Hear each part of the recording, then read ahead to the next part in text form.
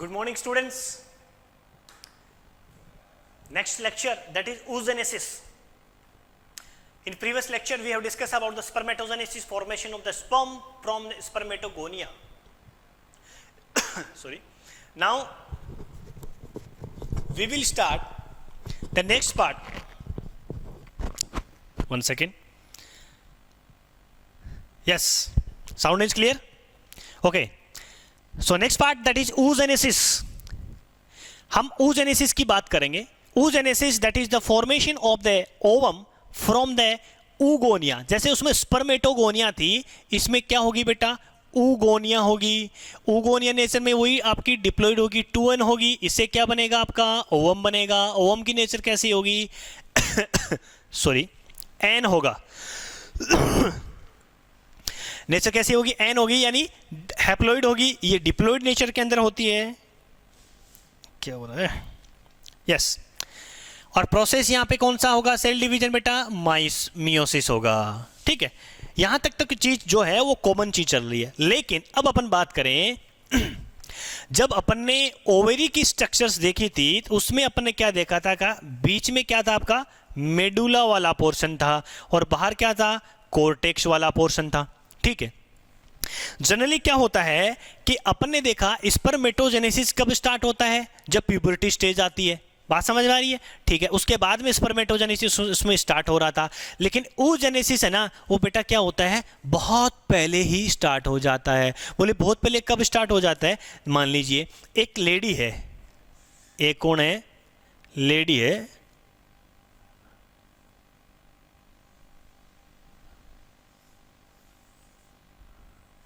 ये कुछ लेडी बनाने की कोशिश की है. आई थिंक लेडी बन गई होगी.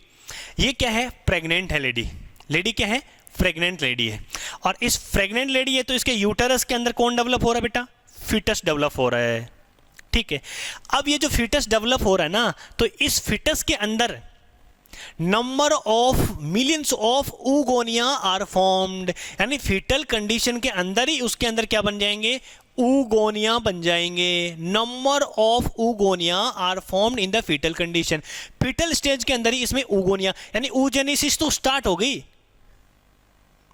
oogenesis स्टार्ट होगी. जबकि मेल में क्या होता है? जब प्यूबर्टी स्टेज आती है उस समय होती है. यानी फीटल अभी कंडीशंस में है, बच्ची फीटल कंडीशन के अंदर है. ये गर्ल्स की बात कर रहा हूं मैं, क्योंकि oogenesis क्या होता है? फीमेल में होता है. तो ये बच्ची जो है, जो गर्ल्स है, वो फीटल स्टेज में है और वहीं पे oogenesis स्टार्ट कर दिया. इसको अपन एक सिंपल कहानी की तरह अपन लेंगे, स्टोरी की तरह लेंगे. बोले भगवान ने इसको मना किया, बेटा अभी छोटी है, अभी प्यूबर्टी स्टेज नहीं आई है, आपको oogenesis स्टार्ट नहीं करना चाहिए. बोले करूंगी मैं तो, है, इट्स माई डिजायर है, ये तो मेरी डिजायर है, मैं करूंगी. बोले ठीक. तो इसने क्या किया? नंबर ऑफ oogonia इसमें बहुत सारे पहले से ही फीटल कंडीशन में फॉर्म्ड हो जाते हैं. बोले यहां तक ठीक है. अब फीटल कंडीशन के अंदर oogenesis स्टार्ट हो गया, यानी oogonia बना लिया इसने. ठीक है. अब oogonia बनाने के बाद में आगे की जो प्रोसेस है ना, वो अपन देखते हैं. जब फीटल कंडीशन में जितने oogonia बनने थे वो बन जाएंगे, लेकिन जब बर्थ हो जाएगा ना, फीटल कंडीशंस के अंदर जितना बनना था वो बन गया. बर्थ होने के बाद में कुछ भी oogonia नहीं बनता है, कोई oogonia नहीं बनता है. ठीक है. लेकिन पूरी प्रोसेस स्टार्ट नहीं हो, पूरा प्रोसेस कंप्लीट नहीं होगा. कैसे नहीं होगा? उसको अपन एक सीक्वेंशियल मैनर के अंदर, रुक जा भाई. ठीक है. अब क्या हुआ? oogonia बन गया उसके अंदर. Number of oogonia, millions of oogonia. यानी अपन ये कह सकते हैं कि oogonia एक्चुअल में क्या है? एग मदर सेल है बेटा. एग मदर सेल है जो एग बनाएगी, यानी ओवम बनाएगी लास्ट में चल करके. ठीक है. अब oogonia बन गया और उसने क्या कर दिया? माइटोसिस भी स्टार्ट कर दिया. क्या कर दिया? माइटोसिस भी स्टार्ट कर दिया, अपना ग्रोथ स्टार्ट कर दी, मल्टीप्लिकेशन स्टार्ट कर दी और नंबर ऑफ सेल्स बना दी उन्होंने. और नंबर ऑफ जो सेल्स बनाई है ना, उस सेल्स को अपन क्या नाम दे दिया बेटा? Primary spermatocyte, sorry oocyte. क्या हुआ देखना, इसको अपन कंपेयर करेंगे उसके साथ में, स्पर्मेटोजेनेसिस के साथ में. उसमें क्या थी? स्पर्मेटोगोनियम मल्टीप्लिकेशन और जो ग्रोथ फेज थी उसमें माइटोसिस उसने स्टार्ट किया और अपने नंबर्स और अपने साइज को बढ़ा लिया. तो उसको अपन ने प्राइमरी स्पर्मेटोसाइट्स नाम दिया था. यहां पे क्या बनी है? प्राइमरी oocytes बनी है. सबकी नेचर बेटा कौन सी होगी? 2n की 2n ही होगी. भगवान ने मना किया कि तेरे को oogonia ही नहीं बनना चाहिए, बनाना चाहिए, उसने बना दिया. बोले ठीक है, यहां तक तो उसने माइटोसिस भी स्टार्ट कर दिया। माइटोसिस स्टार्ट करने के बाद में प्राइमरी oocytes भी बना दिए। ठीक है, यहां तक तो ठीक था, प्राइमरी oocytes उसने बना दिया। अब क्या करेगी है? अब क्या करेगी? अब देखो क्या करेगी, अब ये करेगी। ठीक है, अब क्या होगा, ये जो प्राइमरी oocytes बनी है ना, इसने बोला माइटोसिस स्टार्ट किया, बोले अपन को तो जल्दी है ना, जल्दी से अपना काम करो। अब ये समझ बैठी है, ये फिटल की बात कर रहे हैं भाई अपन, फिटस कंडीशन के अंदर ये माँ के यूटरस वॉर्म के अंदर ही डेवलप हो रही है और इतना ज़्यादा सोच रही है। उसने क्या किया, माइटोसिस स्टार्ट कर लिया, प्राइमरी oocytes बना लिया। अभी थमी थोड़ी है ना, नहीं थमी है। अब क्या करेगी, ये मियोसिस भी स्टार्ट कर देगी। लेकिन भगवान भी तो इसके पीछे ही पड़ा ना, बोले बेटा मियोसिस स्टार्ट कर दिया तूने, बहुत आगे जा रही है, अभी नहीं करना है तेरे को। फिर इसने क्या किया, मियोसिस फर्स्ट जो है उसके प्रोफेज जो फर्स्ट, यानी अपन ये कह सकते हैं कि इसने मियोसिस स्टार्ट किया ही था। मियोसिस 2 स्टेज में कंप्लीट होता है, मियोसिस फर्स्ट और मियोसिस सेकंड। मियोसिस फर्स्ट है सॉरी, उसमें जो प्रोफेज है सबसे बड़ी फेज होती है, उसमें 5 अलग अलग फेजेज आती हैं। तो मियोसिस ने जब उसने स्टार्ट किया तो प्रोफेज फर्स्ट के अंदर आई ही थी कि मियोसिस जो है वो क्या हो गया, स्टॉप कर दिया वहीं पे। मियोसिस फर्स्ट, उसका प्रोफेज फर्स्ट के अंदर वो जो सेल डिवीजन है वो स्टॉप हो जाता है, अरेस्ट हो जाता है, और आपकी इस प्राइमरी इस पर जो oocytes है ना वो कुछ नहीं कर पाती है, उसका मियोसिस बंद हो जाता है, जिसको अपन कहते हैं रेस्टिंग फेज आ गई। पहली रेस्टिंग फेज यहाँ पे आ जाती है इसकी, फर्स्ट रेस्टिंग फेज। जब मियोसिस फर्स्ट का प्रोफेज फर्स्ट स्टेज आती है वहाँ पर सेल डिवीजन स्टॉप हो जाता है और ये प्राइमरी oocytes चुप हो जाती हैं। बोले अब तो कुछ नहीं कर पाएंगे। भगवान जी ने मियोसिस फर्स्ट क्या कर दिया, भगवान ने उसको रोक दिया। लेकिन ये अभी थमने वाली नहीं है, अभी इसके दिमाग में और कुछ चल रहा है। बोली बैठे हैं ना, कहाँ बैठी है बेटा, ये आपकी ओवेरी है, ये आपकी ओवेरी है। ओवेरी के अंदर ये मेडुला वाला पोर्शन है, ये कॉर्टेक्स वाला पोर्शन है। तो ये क्या करेगी, मान लीजिए ये आपकी क्या है, प्राइमरी स्पर्मेटोसाइट्स है। ये क्या करेगी, इस कौन सा पोर्शन, कॉर्टेक्स वाला पोर्शन, यहां से कुछ सेल्स लेगी और वो सेल्स है ना इसके चारों तरफ जमा होने लग जाएगी, इकट्ठा होना स्टार्ट हो जाएगी और group of cluster of cells बना लेगी। ये जो सेल्स होंगी वो होगी ग्रेनुलोसा की मेम्ब्रेन्स। ये ग्रेनुलोसा कहाँ से आ रहा है, कॉर्टेक्स वाले पोर्शन से आ रहा है। तो कॉर्टेक्स वाले पोर्शन से ग्रेनुलोसा की जो मेम्ब्रेन्स है वो इस प्राइमरी oocyte के चारों तरफ क्या होना स्टार्ट हो जाएगी, इकट्ठा होना स्टार्ट हो जाएगी। बात समझ में आ रही है? ठीक है, ये बीच में आपका क्या है, प्राइमरी oocyte। वो ये यहाँ पे जो स्ट्रक्चर्स बनी है ना बेटा, ये जो स्ट्रक्चर्स बनी है इसको अपन क्या कहेंगे, प्राइमरी फॉलिकल्स कहेंगे। ध्यान से स्टेप बाय स्टेप समझने की कोशिश करना, सारा कॉन्सेप्ट क्लियर करवा दूंगा बेटा। इसने क्या किया, प्राइमरी oocyte बना। प्राइमरी oocyte ने बोले बैठे बैठे क्या करें, करना है कुछ काम। तो क्या काम उसने स्टार्ट किया, उसने क्या किया कि जो कॉर्टेक्स के अंदर जो सेल्स थी वहां की ग्रेनुलोसा की जो लेयर्स है ना, मेम्ब्रेन्स है, वो चारों तरफ इसके इकट्ठा होना स्टार्ट हो गई। तो ग्रेनुलोसा की लेयर्स इसके चारों तरफ जमा हो गई, तो वहां पे रिजल्टेंट जो स्ट्रक्चर्स अपने सामने बनी है वो रिजल्टेंट स्ट्रक्चर क्या बनी, प्राइमरी फॉलिकल्स बन गई। अब आपके पास प्राइमरी फॉलिकल्स बन गई। अब इसने क्या किया, प्राइमरी फॉलिकल्स बना ली और अब आराम करने लग रही है। रेस्टिंग स्टेज तो यही है कि सेल डिवीजन तो इसका यहीं से स्टॉप हो गया था। सेल डिवीजन स्टॉप होने के बाद में भी ये क्या कर रही है, ग्रेनुलोसा की जो लेयर्स है, जो मेम्ब्रेन्स है, वो चारों तरफ जमा करना स्टार्ट कर दिया। एक लेयर बना ली, लेयर बना ली तो आपके पास रिजल्टेंट स्ट्रक्चर क्या बनी, प्राइमरी फॉलिकल्स बन गई। अब क्या हुआ, नंबर ऑफ प्राइमरी फॉलिकल्स इस फीटल कंडीशन के अंदर उसकी ओवरी के अंदर है बेटा, दोनों के अंदर। ठीक है, अब क्या होगा, बाई चांस जैसे ही क्या हुआ, इस टाइम तो लगेगा, 9 मंथ्स इसके कंप्लीट हो गए, फीटस का पूरा कंप्लीट डेवलपमेंट हो गया, बेबी बन गया। तो बेबी जब कंप्लीट डेवलपमेंट होता है तो क्या होता है, पार्चुरेशंस होता है, यानी जिसको आप डिलीवरी के नाम से जानते होंगे। डिलीवरी तो समझते हैं, बेबी का बाहर आना। बेबी का बाहर आया तो बधाई आई, कॉन्ग्रेचुलेशंस आई। कॉन्ग्रेचुलेशंस में कौन आई, कन्या आई है, लक्ष्मी जी बाहर आई है। अब लक्ष्मी जी बाहर आ गई, लक्ष्मी जी बाहर आई तो लक्ष्मी जी की ओवेरी के अंदर क्या है, मिलियंस ऑफ नंबर्स में, बहुत सारे नंबर्स में आपके पास क्या है, प्राइमरी फॉलिकल्स है इसके पास।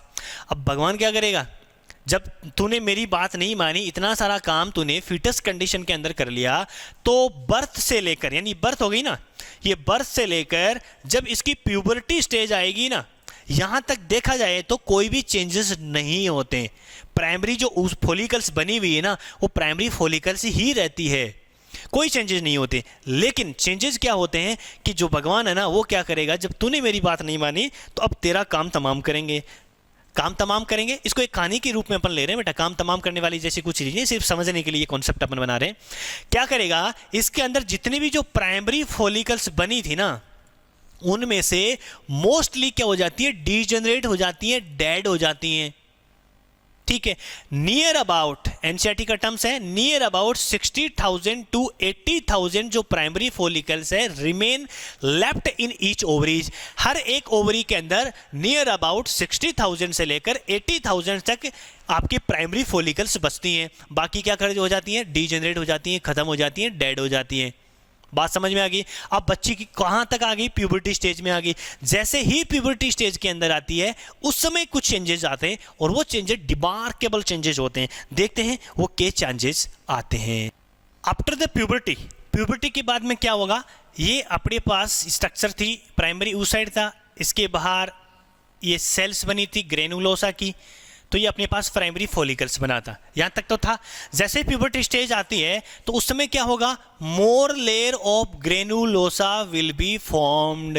ग्रेनुलोसा की फर्दर लेयर बनना स्टार्ट हो जाएगी। यानी अपन ये कह सकते हैं कि थिक ग्रेनुलोसा की जो लेयर्स हैं, जो मेम्ब्रेन्स हैं, वो इसके चारों तरफ जमा हो जाएगी, बनना स्टार्ट हो जाएगी। तो ये जो स्ट्रक्चर्स बनी है अभी, रिजल्टेंट जो स्ट्रक्चर्स है वो आपकी कौन सी होगी, सेकेंडरी फॉलिकल्स। यानी सेकेंडरी फॉलिकल्स में क्या होगा, फर्दर ग्रेनुलोसा की जो लेयर्स है, जो मेम्ब्रेन्स है, वो जमा होना स्टार्ट हो जाएगी, और सेम टाइम इसके अंदर क्या होगा, एक थीका बनना स्टार्ट हो जाएगी। क्या बनना स्टार्ट हो जाएगी, थीका बनना स्टार्ट हो जाएगी। बेटा ये थीका क्या है, ये आपका वही कोर्टेक्स वाली जो सेल्स है ना, वो उसके चारों तरफ एक थीका लेयर बनाना स्टार्ट कर देगी। ये सेकेंडरी फॉलिकल्स के अंदर होता है। सेकेंडरी फॉलिकल्स में क्या चेंजेस हुआ कि more layer of the granulosa will be accumulated at outside the primary follicles. Primary follicles के बाहर ग्रेनुलोसा की और लेयर्स बनना स्टार्ट हो जाएगी, और उसका कोर्टेक्स वाला पोर्शन है, वहां से उसके चारों तरफ थीका बनना स्टार्ट हो जाएगी। अभी कोई डिफरेंशिएशन थीका के अंदर नहीं होगा।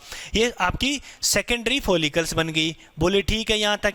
अब सेकेंडरी फॉलिकल्स बन गई तो सेकेंडरी जो फॉलिकल्स है ना, अब ये क्या होगा, ट्रांसफॉर्म होगा, और इसमें ट्रांसफॉर्म होने के बाद इससे बनेगा टर्सरी फॉलिकल। क्या बनेगा बेटा, tertiary follicle. Most important question tertiary follicle से एग्जाम पॉइंट ऑफ व्यू से और नीट के लिए बनते हैं। क्या क्वेश्चंस बनते हैं, क्या इसके अंदर चेंजेस आते हैं, अपन इसको देखते हैं। जैसे ही प्राइमरी फॉलिकल सेकेंडरी फॉलिकल से टर्सरी फॉलिकल बनता है, तो आपका जो प्राइमरी oocyte था ना, जो सेकेंडरी 1 मिनट, प्राइमरी oocyte था, अभी इसमें अभी कौन सी स्टेज में है ये, अभी वहां पे जब सेल डिवीजन अरेस्ट हो गया था वही चल रहा है, सेल डिवीजन कंप्लीट नहीं हुआ, इसका प्रोफेज फर्स्ट से ही वो पड़ा है। अब यहां आते ही क्या होगा, इस प्राइमरी oocyte के अंदर वो फर्स्ट मियोटिक डिवीजन जो अनकंप्लीट था, इनकंप्लीट था, वो यहां आके कंप्लीट होता है। जब कंप्लीट होगा यहां से, तो प्राइमरी, इसे साइड में लिख रहा हूं मैं, प्राइमरी जो oocyte है उसका सेल डिवीजन कंप्लीट होगा, तो दो स्ट्रक्चर बनेगी। एक तो बनेगी आपकी सेकेंडरी oocyte, और एक बनेगी फर्स्ट टाइनी पोलर बॉडी। एक छोटी सी स्ट्रक्चर, यानी अनइक्वल डिवीजन अपन इसको कह सकते हैं। एक बड़ी सेल बनेगी जिसको अपन सेकेंडरी oocyte कहेंगे, रिच साइटोप्लाज्म होगा, न्यूट्रिशन वगैरह होगा उसके अंदर, उसको अपन सेकेंडरी oocyte के नाम से जानेंगे। और एक छोटी सी स्ट्रक्चर बनेगी जिसमें कोई न्यूट्रिशन, कोई साइटोप्लाज्म वगैरह नहीं होगा, छोटी सी टाइनी पोलर बॉडी बनेगी। ठीक है, अपन को यह भी पता है कि जब मियोसिस फर्स्ट कंप्लीट होता है तो दो बॉडी बनती है, दोनों की नेचर कैसी बनेगी बेटा, NN बनेगी। यहां तो कोई दिक्कत ही नहीं है। ठीक है, अब इसका क्या होता है, कोई रोल नहीं है, कोई रोल नहीं होता है, ये डीजेनरेट हो जाती है, या फिर वो आगे देखेंगे जब सेकंड मियोसिस स्टार्ट होगा तो क्या होगा। अब प्राइमरी oocyte से सेकेंडरी oocyte बन गया, यानी आपके पास यहां पे एक तो सेकेंडरी oocyte बन गया, ठीक है, और यहां पे आपके पास एक फर्स्ट पोलर बॉडी बन गई। अब आपके पास ये जो लेयर्स थी ना, कौन सी लेयर बेटा, ये जो लेयर, कौन सी लेयर है, ये ग्रेनुलोसा की लेयर्स हैं। कौन सी लेयर है, ग्रेनुलोसा की लेयर। ये ग्रेनुलोसा की लेयर्स जो हैं, उनमें बीच में चारों तरफ ग्रेनुलोसा की लेयर्स तो होगी, बना देते।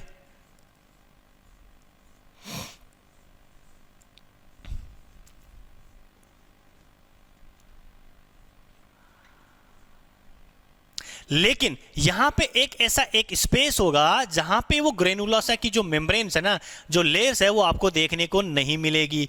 और यहां पे एक कैविटी बनेगी, फ्लूइड फिल्ड कैविटी। ध्यान से सुन लेना, fluid filled cavity. That fluid filled cavity is the characteristic features of the tertiary follicle. That cavity is called antrum. Very most important questions NEET के लिए डेफिनेटली यहां से क्वेश्चन बनता है। क्या है? fluid filled cavity antrum is the characteristic features of tertiary follicle. कौन सी follicle का? टर्सरी फॉलिकल का कैरेक्टरिस्टिक फीचर्स है जिसमें एंट्रम बनता है, यानी फ्लूइड फील्ड कैविटी बनती है। एक्चुअल में ये फ्लूइड फील्ड जो कैविटी है जहां पे फॉलिकल्स नहीं है और बाकी जिस चारों तरफ आपके क्या बने हुए, वो फॉलिकल्स लेयर्स बनी हुई है। ठीक है, यहां तक समझ में आ गई? ठीक है, क्या चेंजेज होंगे इसके अंदर? इसके अंदर आगे जो थीका जो अपन बना रहे थे, वो जो थीका ना, वो भी क्या हो जाएगी, क्लियर कट डिमार्केशन उसके अंदर स्टार्ट हो जाएगा। क्लियर कट डिमार्केशन का मीनिंग ये हुआ कि उसके अंदर एक होगी इंटरनल थीका, इंटरना जिसको अपन बोलेंगे, ठीक है, और एक होगा एक्सटर्नल थीका जिसको अपन एक्सटर्ना के नाम से जानेंगे। यानी दो लेयर्स बनना स्टार्ट हो जाएंगी बेटा इसके अंदर। कितनी लेयर बनेगी? दो लेयर बनेगी। जो आउटर होगी वो एक्सटर्ना होगी, जो अंदर होगी वो इंटरना होगी। ठीक है, externa and interna. Externa outer membranes होगी, आउटर थीका लेयर होगी, अंदर वाली जो होगी उसको इंटरना थीका लेयर के नाम से जानेंगे।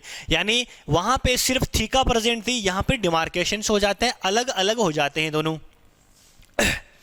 Externa outer theca, interna internal theca. और क्या चेंजेज हुए? फ्लूइड फील्ड कैविटी एंट्रम बनी यहाँ पे, जहाँ पे क्या नहीं थी, ग्रेनुलोसा की लेयर नहीं थी। और सेकंड क्या हुआ, जो फर्स्ट मियोटिक डिवीजन जो कंप्लीट नहीं हुआ था, वो फर्स्ट मियोटिक डिवीजन यहाँ आकर के क्या हो जाता है, कंप्लीट हो जाता है। कंप्लीट होगा तो यहाँ पे ये तो क्या बन गया बेटा, सेकेंडरी oocyte बन गया जो प्राइमरी oocyte था। और यहाँ पे फर्स्ट आपकी टाइनी जो पोलर बॉडी है वो बन गई। दोनों की कंडीशन एन होगी। ये चेंजेस टर्सरी फॉलिकल के अंदर हो गए। बात समझ में आ गई बेटा? ठीक है, अब क्या होगा कि जो टर्सरी फॉलिकल्स है इसके अंदर फर्दर चेंजेस आएंगे और ये ट्रांसफॉर्म होकर के क्या बनाएगी, मेच्योर फॉलिकल्स बनाएगी, जिसको अपन ग्राफियन फॉलिकल के नाम से जानेंगे। किस नाम से जानेंगे? ग्राफियन फॉलिकल के नाम से जानेंगे। अब ग्राफियन फॉलिकल्स के अंदर क्या क्या होता है देखते हैं। तो ग्राफियन फॉलिकल्स जब ट्रांसरी फॉलिकल्स है वो ग्राफियन फॉलिकल्स में या मेच्योर फॉलिकल्स के अंदर ट्रांसफॉर्म हो जाती है। उसमें क्या क्या चेंजेज आते हैं? एक तो ये होगा कि ये क्या करेगी, मियोसिस सेकंड स्टार्ट करेगी, लेकिन मियोसिस सेकंड है वो भी क्या हो जाएगा, इसका बंद हो जाएगा। कौन सी स्टेज में आकर के बंद होगा बेटा?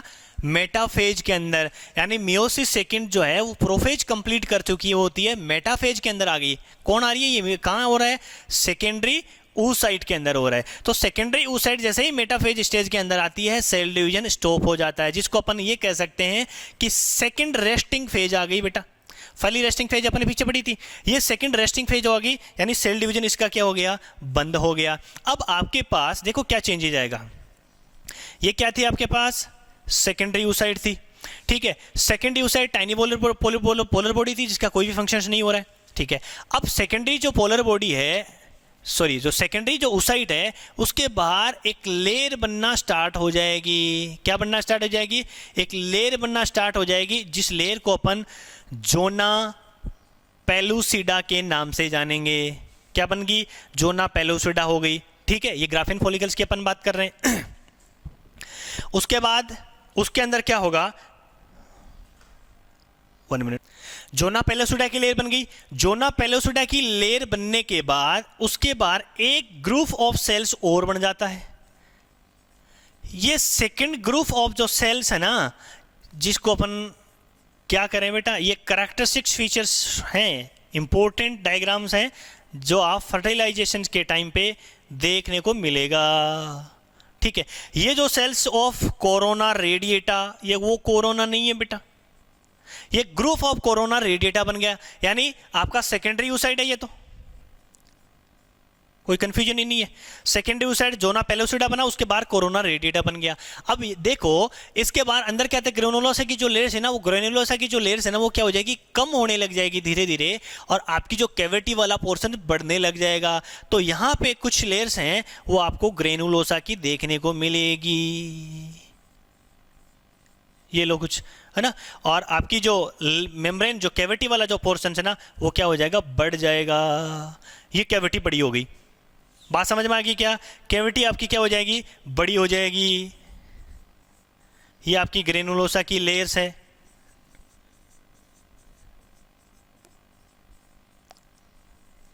समझा की बात? ये कैविटी क्या होगी, बड़ी होगी। पहले कैविटी एंट्रम छोटी थी, बाद में कैविटी बड़ी। कैविटी ग्राफिन फॉलिकल्स के अंदर भी है, लेकिन कैरेक्टरिस्टिक फीचर्स है ना, एनसीईआरटी के अंदर एकदम सीधी सटीक लाइन लिखी हुई है। क्या? Antrum is the characteristic features of the tertiary follicles. Graphene follicles के अंदर तो क्या होता है, ये बड़ी बन जाती है। ठीक है, ये स्ट्रक्चर्स बन गई अब किसकी, ग्राफिन फॉलिकल्स की। ग्राफिन फॉलिकल्स मैच्योर होगी, रप्चर होगी बेटा। रप्चर होने के बाद यहां से सेकेंडरी oocyte बाहर निकलेगा। That process is called ovulation. इस प्रोसेस को अपन क्या बोलेंगे, ओव्यूलेशन के नाम से बोलेंगे, जिसमें आपके ये जोना पेलोसुडा होगा, कोरोना रेडिएटा इसके बाहर होगी। ये यहाँ से रिलीज हो गया।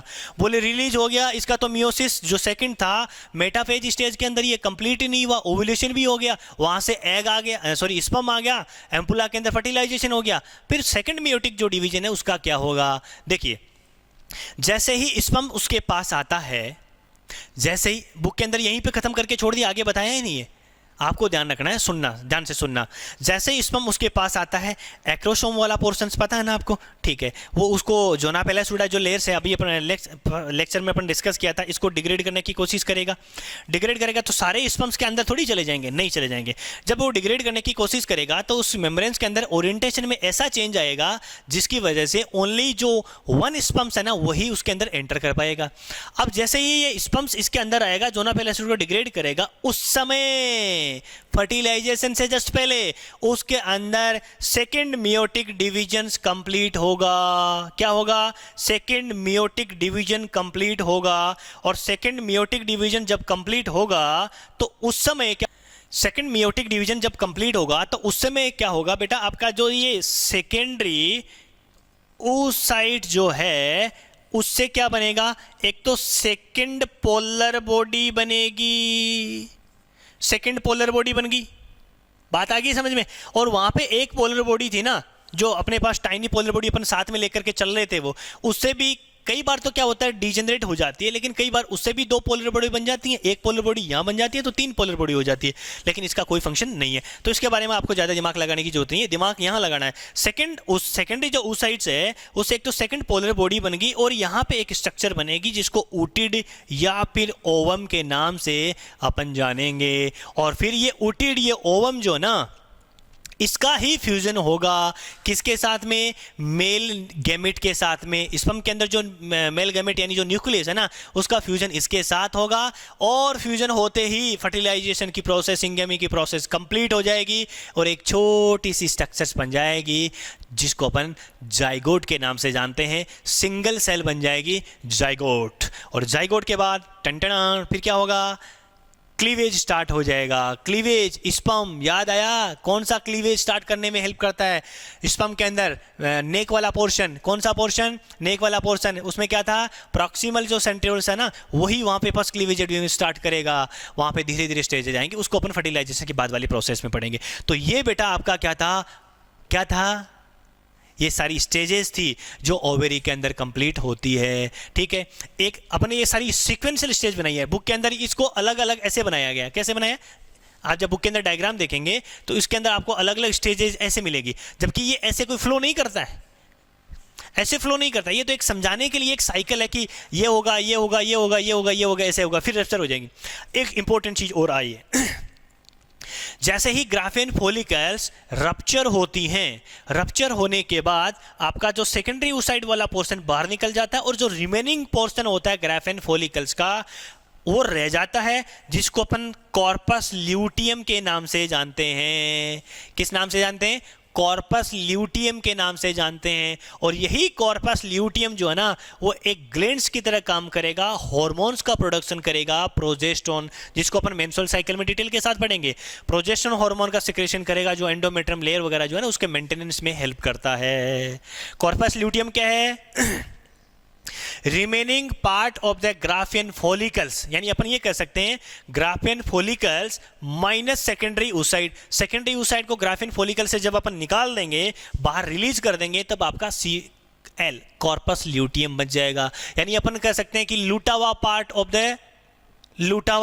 The Graafian follicles. Graafian follicles का जो लूटा हुआ पार्ट है, यानी जो निकला हुआ पार्ट है, लेफ्ट पार्ट है, जिसका कोई इंपॉर्टेंस नहीं है देखा जाए तो, लेकिन इसका बहुत ज़्यादा इंपॉर्टेंस होता है, क्योंकि मेन जो पार्ट है ना फर्टिलाइजेशन करने के काम आएगा, वो तो बाहर निकल गया वहाँ से रिलीज हो गया, ओव्यूलेशन हो गया। बात समझ में आ गई?